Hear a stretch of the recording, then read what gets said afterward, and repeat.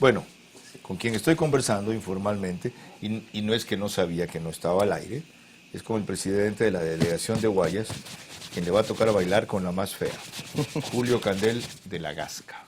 Ya, Yolanda comienza la conversación con él. Carlos, eso sonó muy mal, parece que la más fea fuera yo. Pero en fin, bienvenido, señor Candel de la Gasca, publicista, ya nos ha comentado, no estaba en su hoja de vida sobre una empresa de tecnología, pero sí ha cumplido varios trabajos en la empresa privada, presidente de la Junta Provincial Electoral del Guayas desde enero de 2019 hasta junio de 2019 y actualmente. Fausto Camacho, experto en temas electorales, advierte que los problemas se suscitan porque muchas de las decisiones que toma una Junta Provincial dependen de aspectos subjetivos o por la falta de precisión en las normas. Siempre se culpa al árbitro, dice él.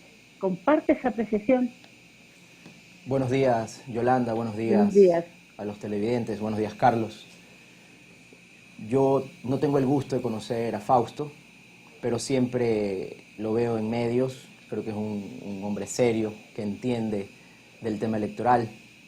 Pero en esta ocasión no puedo estar de acuerdo o partir desde su posición. Las juntas provinciales electorales no actúan con discrecionalidad. Las juntas provinciales electorales, podríamos entenderlo, son un árbitro, pero este árbitro está regulado básicamente al arrancar la sesión permanente de escrutinios por el artículo 138 y el artículo 139 del Código de la Democracia. Ese es el marco jurídico en el cual nosotros tenemos que movernos y esos son los temas, esos son los puntos de ley que nos delimitan la cancha. Cualquier otra cosa podría ser entendida como una posición subjetiva, mientras nos apeguemos a estos dos artículos, que lo hemos hecho durante todo el proceso de escrutinio provincial. Nosotros estamos cumpliendo estrictamente en derecho con nuestra misión.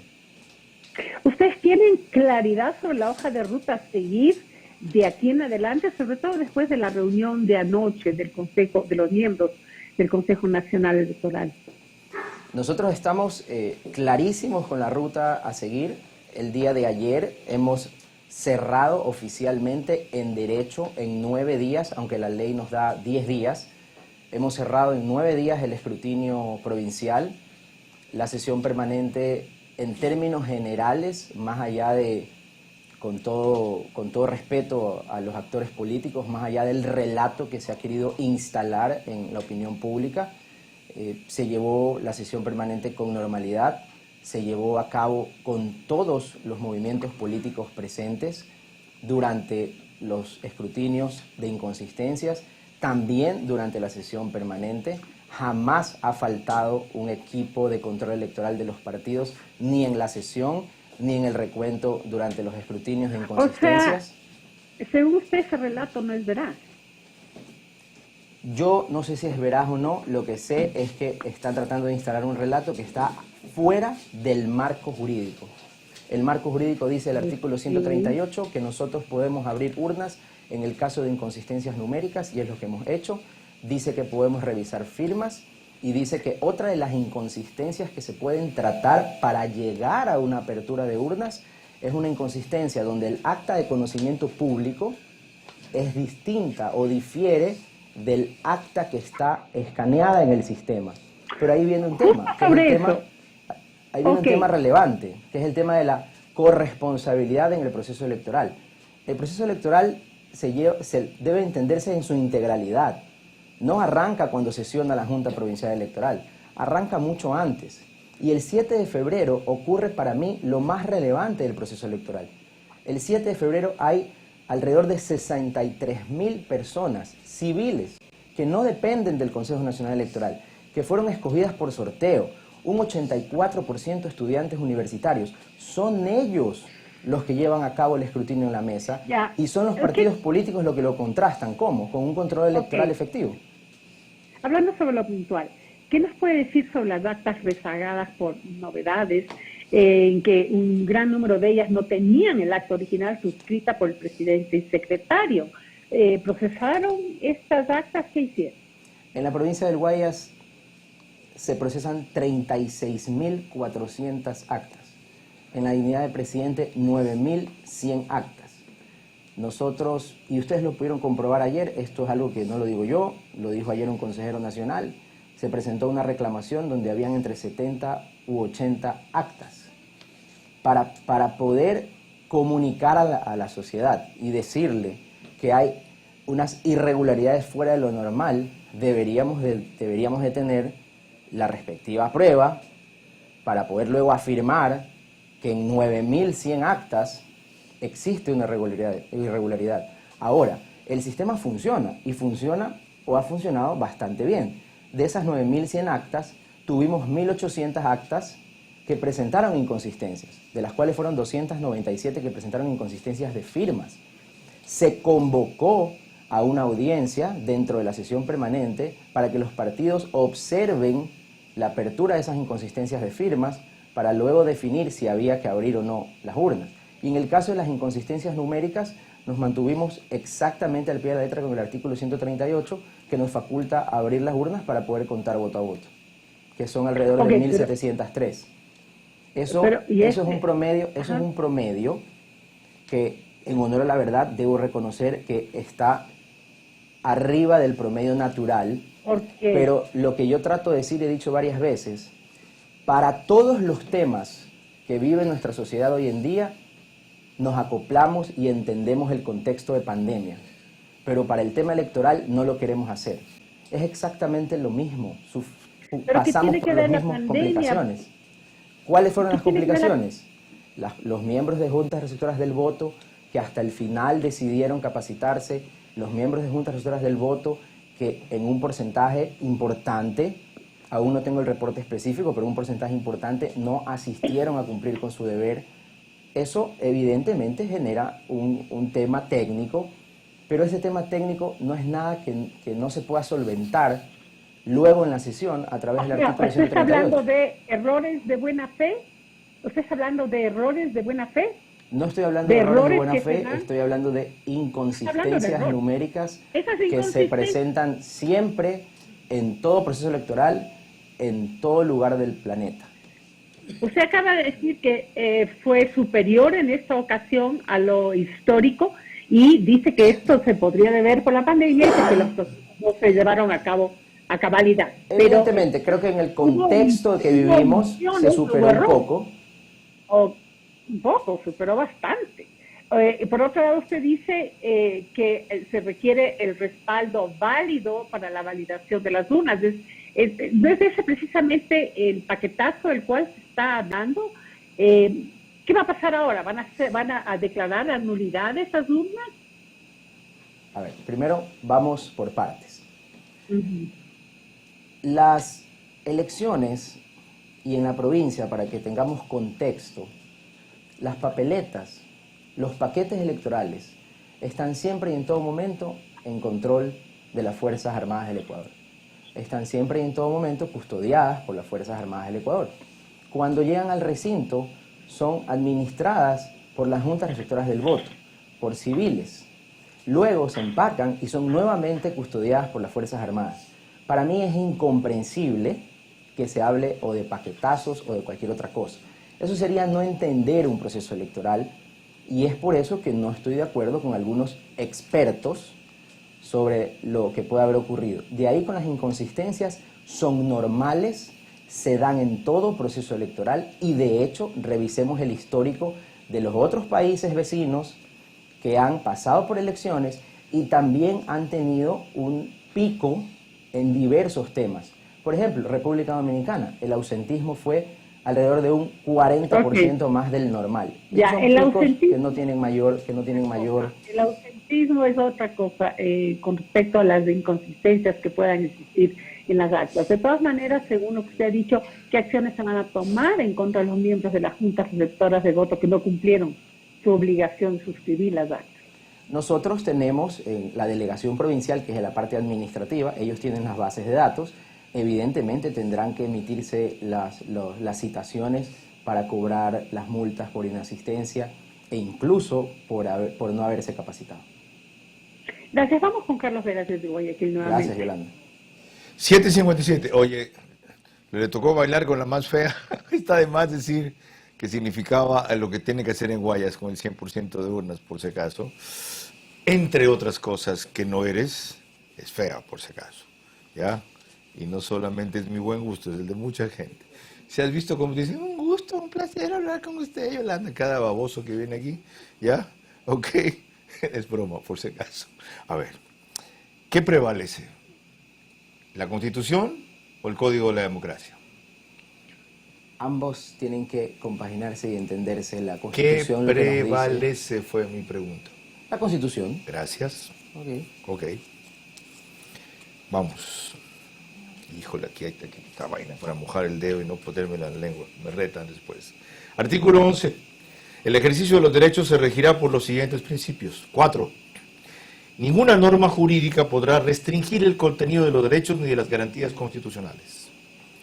La que usted leyó, el 138, en efecto dice eso, pero restringe el contenido de derechos. Y hay una, el 141, el mismo Código de la Democracia, que comienza con lo que usted también debe conocer de memoria: el Consejo Nacional Electoral realizará el escrutinio nacional y proclamará los resultados de las elecciones para presidente, etc.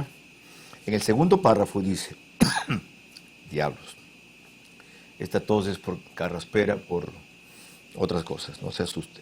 Ya, soy COVID negativo, usted que está a menos de 2 metros. El escrutinio nacional consistirá en examinar las actas levantadas por las juntas provinciales, distritales y de las circunscripciones especiales en el exterior, a fin de verificar los resultados y corregir las inconsistencias cuando haya lugar a ello. El Consejo podrá disponer que se realicen las verificaciones o comprobaciones que estime necesarias. Es decir, que este amplía la limitación que pone el 138. El Consejo podrá, es facultativo, no no imperativo. No dice el Consejo deberá, el Consejo podrá. En ejercicio de esa facultad es que promueven y avalan un acuerdo que ellos se comprometen luego a ejecutar. Dice, se elaborará un instructivo para operativización del acuerdo. Es decir, ellos le van a decir a usted, y a eso, esa parte iba ahora, cómo proceder a la revisión del 100% de la votación del Guayas, sin que se haya presentado, como usted mencionaba, actas que cuestionen inconsistencias en el 100% de la votación del Guayas. Es decir, el CNE ha resuelto algo que no está previsto en el 138, pero seguramente acogiéndose al 141 y guiado por ese espíritu garantista de la Constitución en el artículo 4, el numeral 4, artículo 11 que le leí. ¿Está claro? Ahí hay que precisar algunos temas. A ver, dele. Primero, vamos a ponerlo por partes. La Constitución nos habla de principios de transparencia, nos habla de principios de igualdad. ¿Qué más transparencia que las elecciones? Digámoslo en criollo, en sencillo. El que cuenta los votos es un ciudadano común que no se debe a ningún partido ni a ninguna institución. ¿Qué más transparencia que es? Falso. Ya. Una cantidad de Eso, tipos que escogió el CNE no los y escogió que el se los CNE, mandó, Carlos. por Dios. No los escogió el CNE, Carlos. Se todos escoge de esos una datos base que de le datos. mandaron. Son Sí. 85% estudiantes universitarios. Y los Carlos. estudiantes Eso es algo- universitarios, ¿qué eso es algo- posición eso tienen es los algo- estudiantes universitarios?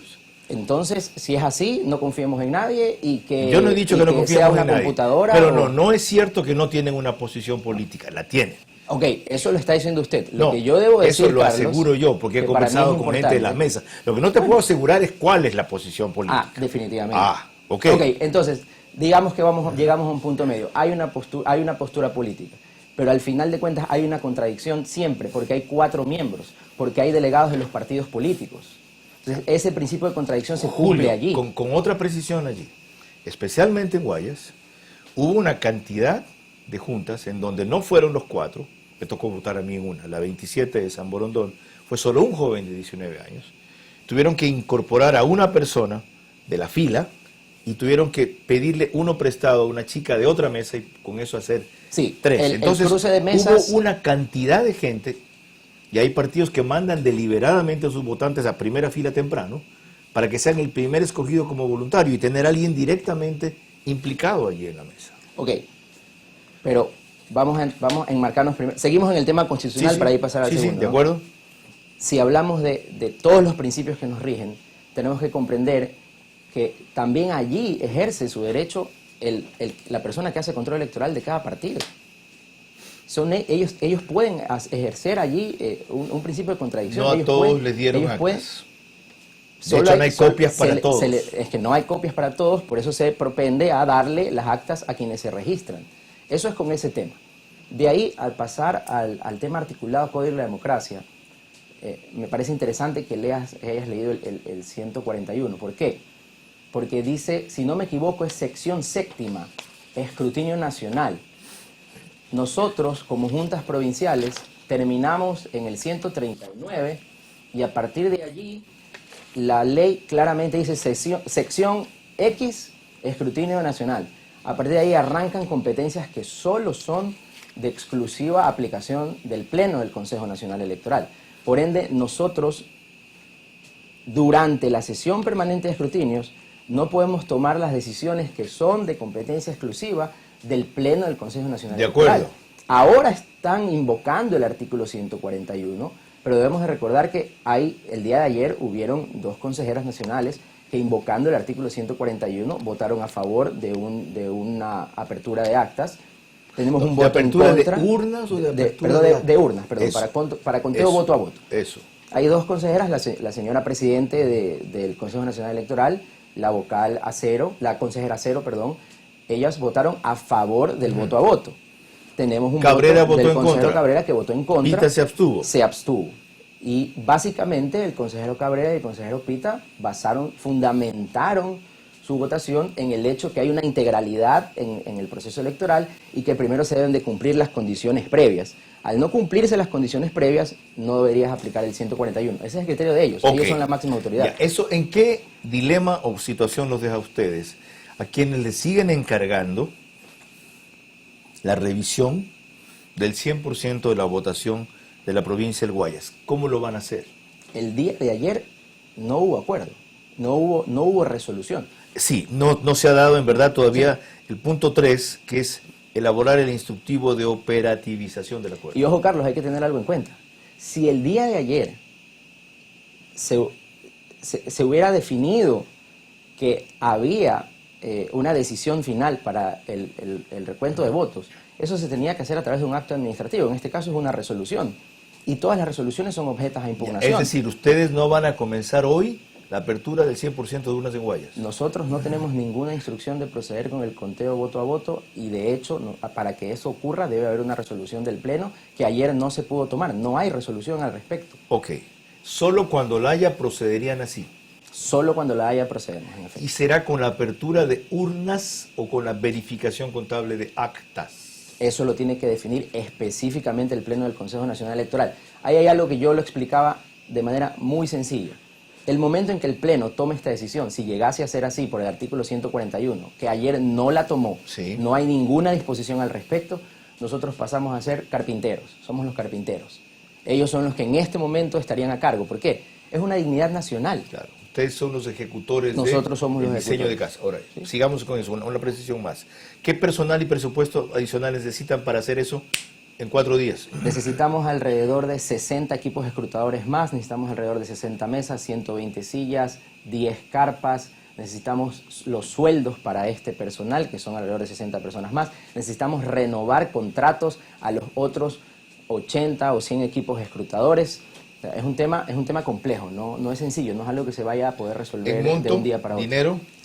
El monto específico, hablan a nivel nacional de $1,5 millones de dólares. No sé el monto específico de Guayas, en este caso no soy el administrador, no tengo la competencia administrativa, tengo la competencia electoral. ¿En cuánto tiempo usted cree que podría allanar el camino si recibe la resolución y le dan los recursos? Ahí entran otros temas en juego.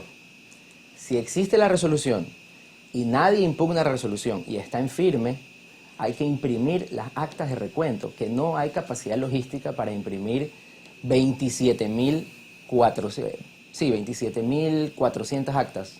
Claro, sería Sí, 27.300 actas, perdón, 27.300 actas. ¿Por qué? Porque el acta de recuento son dos hojas. Una impresa anverso y reverso y otra impresa solo en el frente. O sea, son 3 impresiones. Hay que imprimir hay que hacer 27.300 impresiones. Además hay que imprimir las A3, las papeletas que son para borrador de recuento. Son 9.100. Son alrededor de 36.000 impresiones, que la Delegación Provincial del Guayas no tiene capacidad de ese volumen de impresión. Por eso es que se hablaba de incluir dentro de este tema al IGM, para que sean ellos quienes impriman este gran volumen de gracias actas. por ilustrar esa otra parte que es desconocida. Porque parece nomás que es una disposición, cumplanla. Ajá, ¿con qué? ¿Con quiénes? Sí, no, y de hecho, Carlos, es que a ratos se toma muy a la ligera, pero no es tan sencillo. Para que tengan una idea, son 12 cabezales los que llegan con resguardo militar cuando arriban las papeletas. Son alrededor de 120 camiones que se despliegan con todas las Fuerzas Armadas y con la Marina, con la Fuerza Aérea, con la Infantería de Marina, con Fuerza Terrestre. Al repliegue son alrededor nuevamente de 120 camiones más, también replegados con Policía y Fuerzas Armadas. Son más de 200 militares los que están dentro del recinto electoral. Son alrededor de 7.500 servidores electorales que se contratan solamente para las elecciones. Es un tema que los pasos no se dan así de sencillo. Por eso una elección se planifica un año y medio antes.